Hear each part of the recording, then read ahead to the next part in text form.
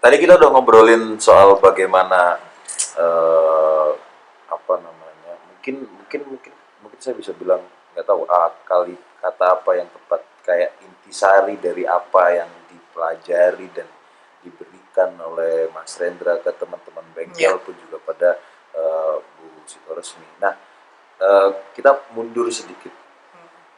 Ketika di bengkel awal-awal di Iya. 69 sampai 70 Mm-mm. sebelum Iya. kemudian menikah, eh, karena kami sedang berusaha untuk mencari apa saja metode yang pernah diajarkan Mm-mm. WS Rendra, sekaligus kalau di angkatan saya, Bu, itu kan metodenya WS Rendra tuh kayak metode yang mistis banget gitu, metode yang kayak nggak bisa dijelaskan, Mm-mm. metode yang kayak ini apa maksudnya. Mm-mm. Sementara kemudian ketika tanya sama kakak kelas, dia bilang udah lakuin aja. Ketika nanya sama yang lebih tua lagi, udah kamu lakuin aja. Jadi kita nggak mendapatkan penjelasan itu. Nah, di sekitaran awal-awal sebelum nanti kemudian masuk setelah menikah, kira-kira metode apa saja yang sampai sekarang Bu Sito masih ingat, Mm-mm. dan ada tidak satu atau dua metode atau banyak metode yang Mas Rendra, entah itu ketika sebelum menikah atau setelah menikah, menjelaskan bagaimana sistematika metode ini dan kenapa dia bisa menghasilkan metode tersebut. Mm-mm. Begini, saya jawab dari awal ya, apa saja ya yang diberikan. Kalau tadi ada apa namanya, ada pemikiran ini apa sesungguhnya, kita nggak tahu. Kemudian ada yang menasehatkan lakuin aja. Memang seperti itu. Ya, kita memang melakukan sesuatu yang kita sesungguhnya tidak paham. Sebetulnya itu akan menjadi paham setelah kita bermain dengan rasa. Karena kan indera kita yang dikerahkan oleh Mas Rendra. Ketika kita preparation sebelum latihan, kita menutup mata. Ya. Kepekaan kita dirangsang dengan suara. Suara yang paling kecil. Ketika itu apa? Kita mengerahkan telinga fokus kepada suara yang paling lembut. Ya. Kemudian juga kadang-kadang kita akan dipilihkan. Ada suara bakso di luar. Fokus kepada suara bakso. Teng, teng, teng, teng, teng, teng. Setiap kita dalam pejam itu merasakan sesuatu satu dengan yang lain berbeda. Karena ketika perasaan itu sudah digiring oleh Mas Rendra, ya, maka kita diberi kesempatan untuk mengungkapkan apa tadi yang dirasakan dalam bentuk kata-kata. Kan begitu, ya kan? Nah, bagi orang yang cepat menangkap itu dan betul-betul perasaan itu menjadi dominan di dalam dirinya, juga menyangkut ingatan kita, maka dia bisa menyampaikan rasa itu dalam bentuk ucapan, kata-kata. Satu dengan yang lain nggak ada yang sama. Ya. Ada yang kemudian nendang kursi, ya kan? Artinya bahwa apa yang menjadi perenungan dia itu menimbulkan amarah, menimbulkan kekecewaan, kan seperti itu. Tapi ada juga yang tiba-tiba menari, ada juga yang kemudian berpuisi, seperti itu, ya kan? Nah, itu sebetulnya Mas Rendra tidak perlu menjelaskan. Ya apa yang kamu rasakan, gitu loh. Yang namanya indera yang dirangsang itu pasti akan mempengaruhi seluruh perilaku kita, kan gitu, ya kan? Sesuai dengan penerimaan masing-masing, tidak ada yang sama, gitu. Ya. Antara lain misalnya kita jalan keluar, ya, jalan menuju ke satu bukit, hening, tidak boleh bicara, tidak boleh minum, tapi boleh membawa apa itu namanya, gula merah, juga boleh membawa kelapa muda. Ya, itu aja yang dimakan, kan gitu. Yang paling depan punya kewajiban, kalau ada lubang di jalanan dia harus kasih kode jalan. Itu kan yang dikerahkan kan perasaan kita, pikiran kita, seperti itu. Hening, kita nggak boleh ngomong. Berapa kilo kita harus jalan, nyebrang kali, naik bukit, ya kan? Begitu sampai di bukit tetap tidak diizinkan untuk bicara. Cari tempat masing-masing supaya bisa merebahkan diri. Begitu merebah, kita lihat bintang di atas. Kan gitu. Sampai akhirnya ada yang terlelap.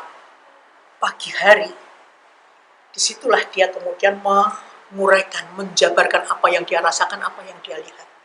Satu dengan yang lain berbeda-beda. Ada yang kemudian ke arah spiritual, ya kan? Ada yang kemudian ke arah masa depan. Seperti itu, ungkapannya macam-macam sekali. Nah, inilah yang kemudian, apakah yang pernah saya sampaikan seperti yang tadi saya uraikan itu juga dirasakan orang lain, walau-walau.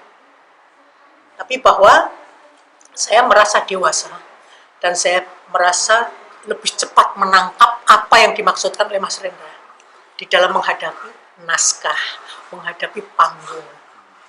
Apakah itu artinya berarti Mas Rendra menyadari bahwa setiap metodenya itu penerimaannya atau efeknya itu objektif sekali? Iya, iya, Artinya akhirnya itu kemudian yang jadi alasan dia tidak menjelaskan tujuan latihan iya, ini. nggak perlu dijelaskan. Ya, bahwa yang penting bahwa akhirnya dia bisa main nggak, kan gitu, iya kan? Ada juga yang tidak bisa, kan gitu. Ada juga yang perannya itu hanya di musik. Tapi harus diingat, walaupun dia pegang musik, latihan itu tetap diperlukan. Karena itu satu kesatuan, musik dengan pertunjukan itu, kan gitu. Tapi ada juga yang akhirnya hanya di dapur, ya kan? Ada yang seperti itu. Bakatnya macam-macam, bakatnya lain-lain, gitu. Dan akhirnya setiap job ya itu tiba-tiba muncul sendiri, gitu loh, muncul sendiri, semacam ada pemberitahuan terhadap Pak Mas Rendra di dalam mengamati setiap personil ini. Oh, ini pantasnya main jadi ini, oh ini pantasnya ini, seperti itu ya. Sampai menentukan casting pun Mas Rendra tidak terlepas dari metode yang sudah dia berikan pada setiap personil. Apakah itu artinya sistematika Mas Rendra itu kayak dia ngasih metode, kemudian dia membaca hasil dari metode yang dia kasih itu apa, kemudian dia lihat dan dia dengarkan dia kecenderungannya kemana, Iya, baru dia itu yang kemudian mencapai kesepakatan pada dirinya sendiri. Peran kamu di sini, kamu harus pegang ini, kamu harus pegang itu. Itu. Tapi dari metode-metode itu, entah apapun itu metode, akhirnya kemudian saya jadi tahu bahwa ternyata ya logis ketika Mas Rendra tidak menjelaskan metodenya, karena dia mungkin juga takut bahwa ketika si anak itu sudah tahu tujuan metodenya, rasanya jadi terkotak, rasanya jadi Persis seperti itu. bebas. Gitu. Iya, persis. Padahal yang namanya peran itu harus menjadi dari dirinya sendiri, tidak dicetak, kan begitu. Tidak dicetak.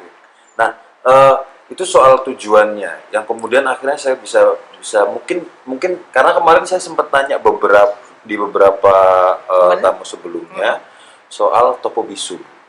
Kemudian ada banyak yang ngasih jawaban dan resepsi yang beda-beda. Ketika ditanya, apakah Mas Rendra menjelaskan kenapa dia melakukan topo bisu? Hampir semuanya tidak mengatakan bahwa tidak, Mas Rendra tidak menjelaskan. Tapi mereka punya resepsinya masing-masing. Saya jadi agak terjawab kenapa kemudian Mas Rendra tidak menjelaskan itu, karena mungkin memang dia tidak ingin mengkotakkan tujuannya. Betul. Biarkan tujuan itu juga tumbuh. Ini metode hanya sebagai alat buat Mas Rendra untuk membaca bagaimana para anggota bengkel, kemudian untuk menentukan untuk anggota bengkel sendiri. Betul. Jadi alat dia untuk lebih punya kepekaan atau instrumen perasaannya lebih. Iya betul. Jadi potensi setiap anak itu tertangkap oleh dia. Dia harus kemana gitu loh. Kan setiap manusia itu seperti barang tambang, ya kan? Semakin digali, ya kan? Akan muncul gitu loh. Nah, Mas Rendra menggunakan teknik itu walaupun tanpa dia sadari kan, ya menggunakan itu. Oh ini harus begini kalau begitu. Jadi dia tidak akan pernah mencetak setiap pemain. Ya. Misalnya memberikan contoh dialog, ya kan? Tidak, gitu loh. Ya seperti kamu, bagaimana dialogmu? Kurang keras, karaktermu begini, harus begini, harus begitu, kan gitu ya. Tapi dia nggak pernah kasih contoh supaya tidak menjadi Rendra, kan gitu, ya kan? Oke, oke. Apakah itu disadari oleh semua anggota? Oh, disadari, sangat disadari. Oh, itu kenapa akhirnya kemudian banyak anggota bengkel yang juga ketika keluar dia Mendirikan dan bukan Rendra, tetap dia punya warna sendiri. Sekarang boleh disimak, ya. Siapa yang mengkultuskan Mas Rendra, dia tidak akan pernah menjadi apa-apa. Ya kan? Nggak pernah menjadi apa-apa. Orang yang berani berseberangan dengan Mas Rendra, justru itu yang akan jadi. Iya. Kita lihat Putu Wijaya, Khairul Umam, ya kan? Semua kan brand dulu kan gitu.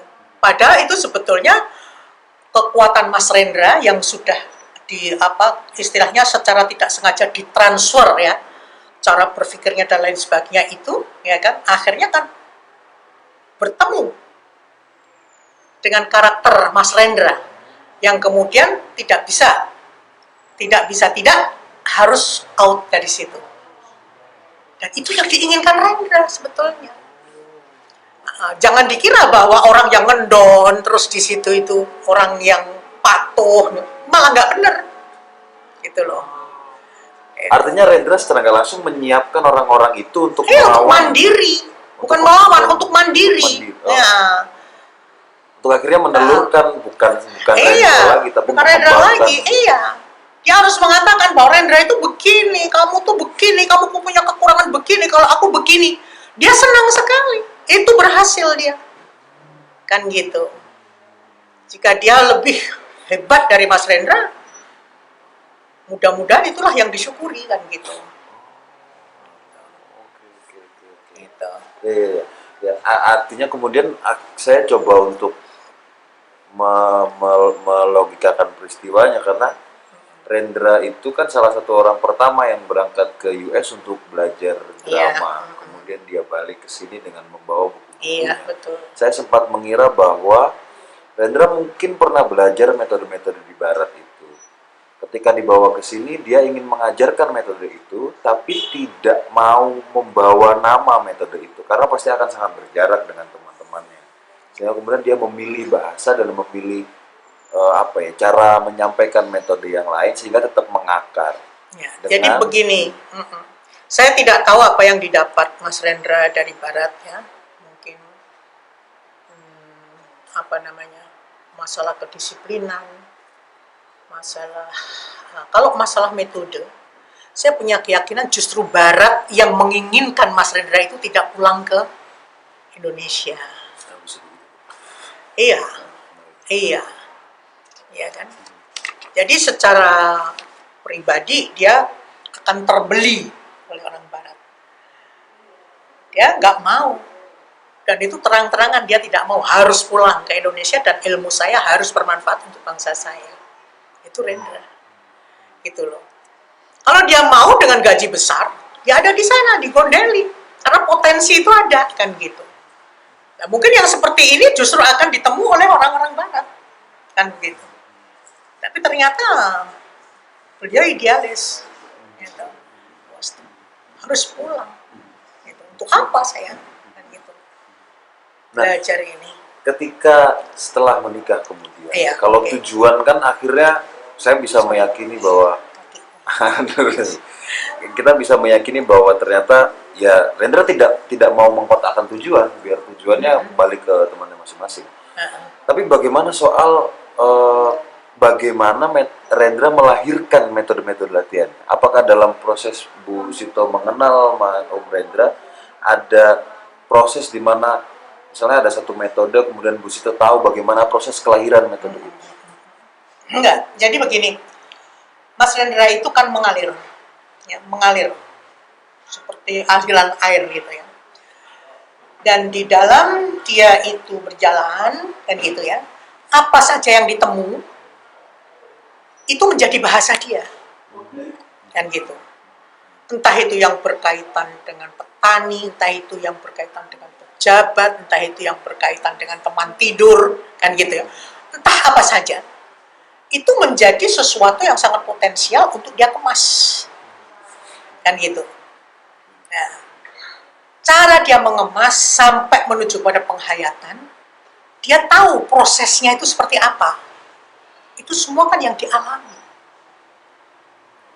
Kalau aku memejamkan mata, maka aku akan bisa fokus terhadap suara, aku bisa fokus kepada batin saya, kan begitu, ya kan? Kalau aku sambil bicara, maka otomatis konsentrasiku akan bercabang, kan begitu, ya kan? Itu kan dia renungkan semuanya itu. Oh, ternyata yang paling efektif adalah seperti ini. Diam, tidak bicara, pejam mata, kalau perlu menghadap tembok, kan gitu. Nah, itu Mas Rendra, dia rasakan dulu itu baru dia sampaikan, kan gitu. Apakah itu artinya Rendra punya kepekaan, dia tahu betul dirinya, tahu betul mekanisme perjalanan bagaimana dia berpikir dan merasakan? Akhirnya. Saya punya keyakinan seperti itu. Nah, saya punya keyakinan. Dan orang ini tidak pernah berbohong terhadap dirinya sendiri. Mas Rendra tidak pernah. Ya, nggak pernah berbohong terhadap dirinya sendiri. Jadi apa yang dia rasakan, apa yang dia lihat, itulah yang dilontarkan. Ya kan? Nah, itu sebetulnya kan rangkaiannya kan dengan latihan dasar bagaimana dia merespons. Bukan hanya merespon perilaku orang, lingkungan, dan lain sebagainya. Kan gitu. Ya kan? Loh, kok ternyata begini. Ya kan?